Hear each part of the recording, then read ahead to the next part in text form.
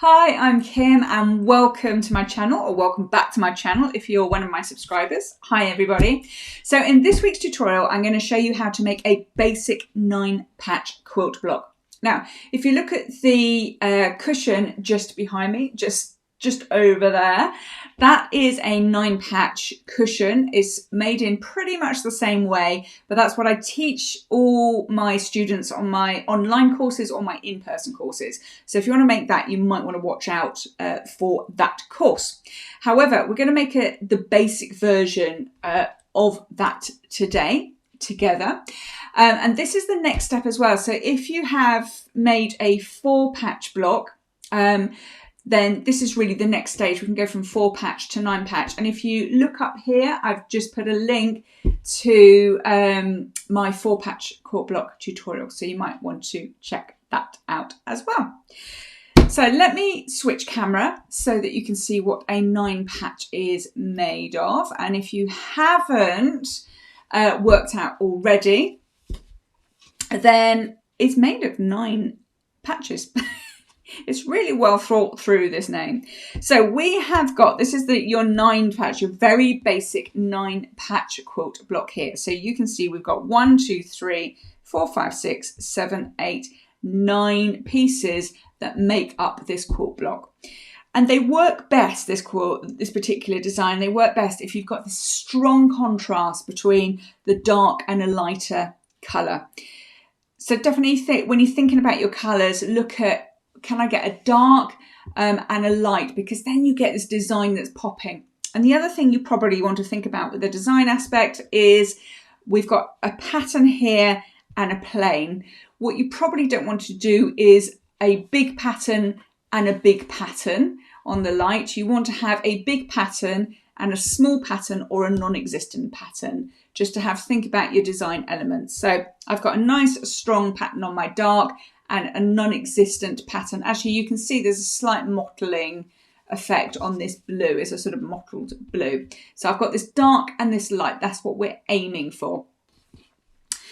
So we get our 9 patches and we're going to stitch them together to make this design. So let's pause this video and let me show you exactly what you need to make this, and you can stitch this along with me. Okay, I'll see you in 1 second. So for the 9-patch, we need, unsurprisingly, 9 squares. And I will pop a link to a video just above here, which is my video tutorial on how to cut out a square. So we've got here, I've done a very basic 2-colour 9-patch. I've got some dark blue pattern fabric here and a light blue, just slightly mottled fabric over here. I have personally cut these 4.5 inches square on both of them. So you need all your squares 4.5 inches if you're going to follow along with me.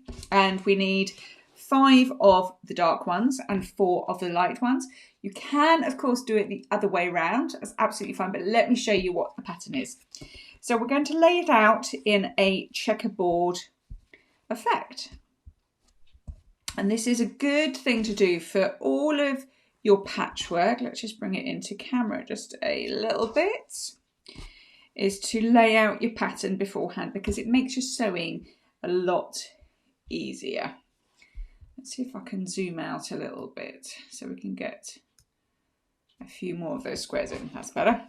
And then my light ones are going to go in between. Can you see all these? There's a slight sort of dark blue mottle in the light blue here, and a piece of stray thread. So this is our basic 9-patch layout, and whatever else you do with 9-patch in the future, this is your basic layout. So this is what we're going to make together on this tutorial. So we're going to start by sewing each row together at a time. So if we separate them out slightly, you will see that we've got 3 rows. And this is the first thing that we're going to do, is sew those rows together. So we're going to do this together. I'm going to pause the video. I'm going to get my sewing machine and show you how I stitch these together. So I'll see you in just 1 moment. All right, so we're at our machines, and just to the left of my machine, and this is a really good habit to get into, I have got my 9 patches all laid out in their pattern. And this is a good habit to get into. Whatever patchwork you are doing, lay that pattern out next to you or very close to your machine, because then you can stitch, put it back in position, stitch, put it back into position, and it makes your life a lot easier and stops you getting quite so confused, which you can do with some patterns. So the first thing I'm going to do is get this first row here, and I'm going to sew those together. So I'm going to get this dark, flip it over, because I'm going to sew right sides together over on this side. So if I bring it over, and this is going to be my stitching side here, I am of course going to spend a moment just making sure that all the edges are lined up beautifully. You've gone a bit wonky at the moment. So let's get that all into position. Fabric likes being stroked, just to tell you. So feel free to give it a stroke to get it all into position. So I've done that. I've set my machine at 1/4 of an inch. So with all patchwork, we're on 1/4 of an inch seam. Now with my machine here, I can just use my normal foot, and I have set it to 1/4 inch. Your machine may be different, so you either need your 1/4 inch foot or set your machine to 1/4 of an inch, whichever machine you have. And if I am ready to go, let's get all that thread out the way. Make sure these lines are a little bit of extra time in the preparation with patchwork pays you dividends later on. So I am running my raw edge against the edge of the foot because I know that's 1/4 of an inch. So you need to watch on your machine where your measurement to 1/4 of an inch is, but we are going to run 1/4 of an inch seam all the way down here. My stitch length on this particular one is set at just its standard 2.5. So all the way down there. Undo that. Okay, so that's the first seam done. And then if you remember, I've turned it round to stitch. So if I move my camera over here, and I'm going to move that into position, this is the bit we've just stitched on. I'm now going to put that one on there. So I will flip that over, get that all positioned, which is a bit difficult to do with my left hand and one hand holding the camera. And then we can put that under our machine, and we can sew that in the same way with a standard 1/4 inch seam. So let me just get that all straightened up and whiz down there.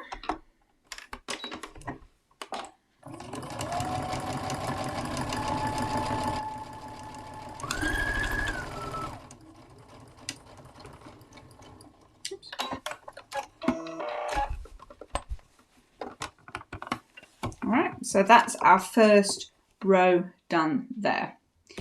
And I'm going to put that back into position. As I said, this is a really good habit to get into with all your patchwork. Get it back into position because it's very easy to get these muddled up. And then I'm going to do exactly the same with this middle row and exactly the same with this bottom row.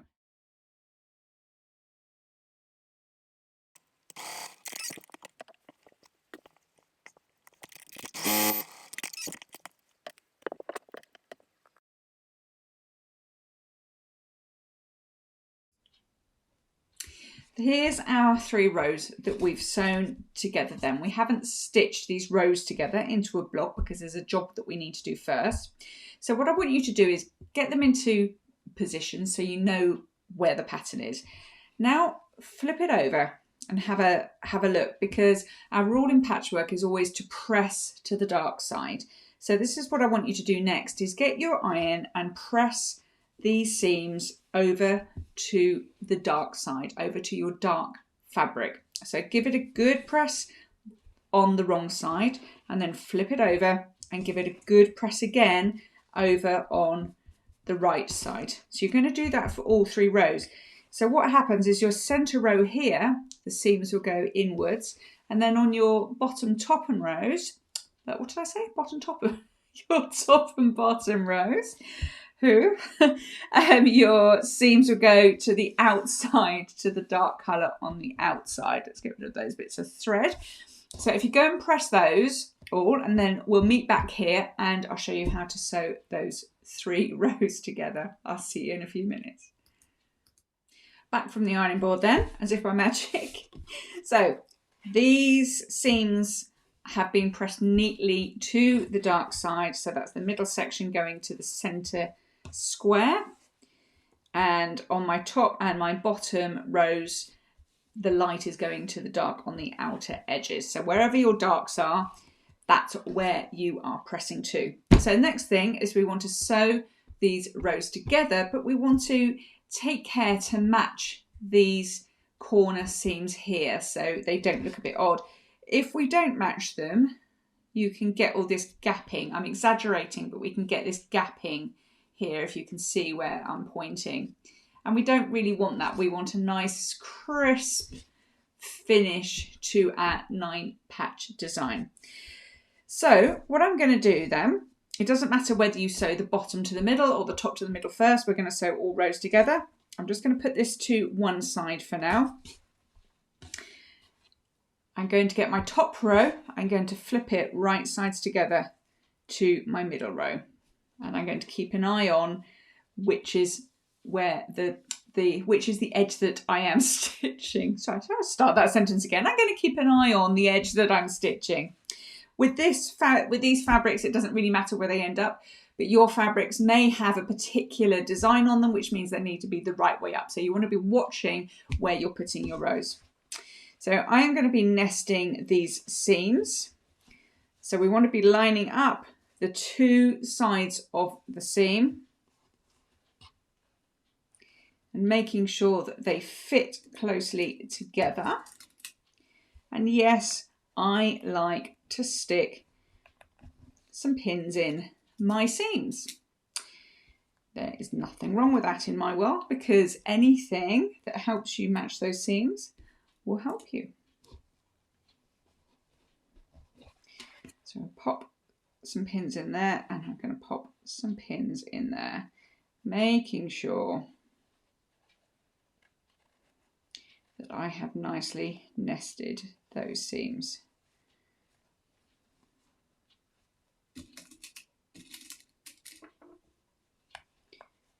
Okay, so we'll pop that in there. Pop another pin in there.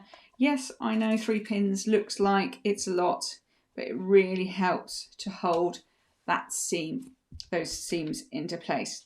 So if you've done that and you've pinned those into place, now it's ready to stitch along that top seam and then pray up to the seam gods to make sure, to hope that they've helped you match those seams. So let's get over to the machine and stitch that side up.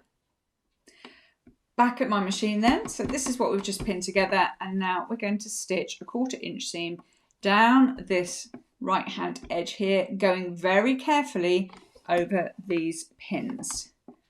Now just make sure, just spend a second making sure that my edges are all lined up as I go all the way down. So 1/4 inch seam. Do just check that your machine is still at 1/4 inch. Go very slowly over these pins.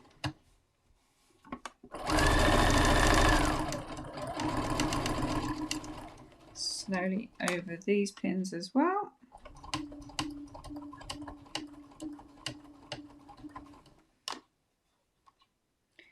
Let's just straighten up this edge here because it's gone a bit wonky. And then all the way down.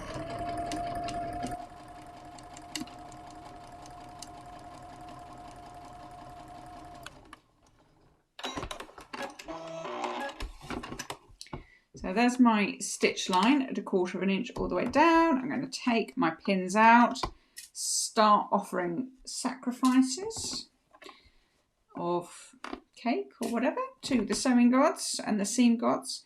We're going to open this up, and if all has gone according to plan, then we have some nice matching seams in those corners.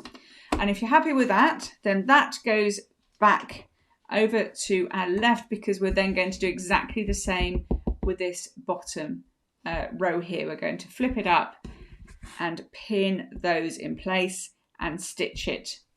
So bear with me whilst we do that.